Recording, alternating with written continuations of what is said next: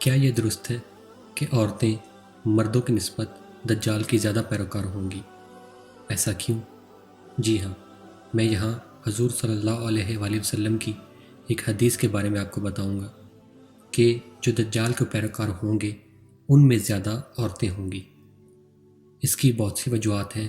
جو کہ دوسری احادیث میں بیان کی گئی ہیں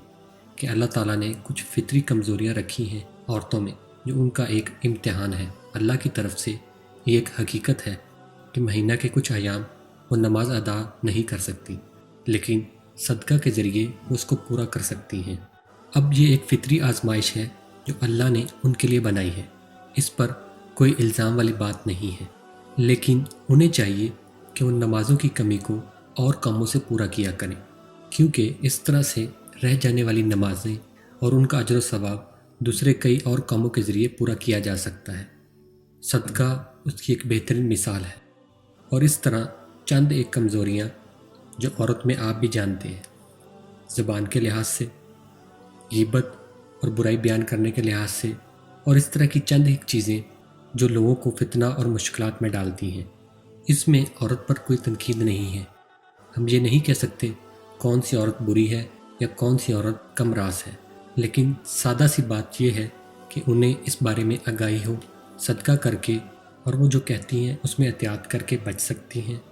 آپ جانتے ہیں، اس پر عمل کر کے اور اسلام کے ساتھ جڑے رہ کے۔ لیکن اگر آپ اس حدیث پر غور کریں جس میں دجال سے حفاظت کے بارے میں بتایا گیا ہے، اس میں مرد اور عورت دونوں جو ایمان والے ہیں محفوظ رہیں گے۔ کچھ خاص گناہوں کا مسئلہ یہ ہے کہ کچھ گناہ عورتیں خود کرتی ہیں۔ تیسری بات یہ ہے آسانی سے عورت کا دل مائل ہو جاتا ہے۔ یہ جذباتی معاملات ہوتے ہیں، بے شک ان کے دل بہت جلدی دوسرے لوگوں کی طرف مائل ہو جاتے ہیں جن سے وہ منسلک ہوتی ہیں، اور ہم دیکھتے ہیں یہ کوئی شیطانی چال ہے۔ اور آپ جانتے ہیں نا کہ ایسا ہو جاتا ہے کہ انسان ایک ایسے شخص کو فالو کرنے لگ جاتا ہے کچھ بڑا حاصل کرنے کے لیے، اور آپ جانتے ہیں اس انسان کو حاصل کرنے کی کوشش میں لگ جاتا ہے،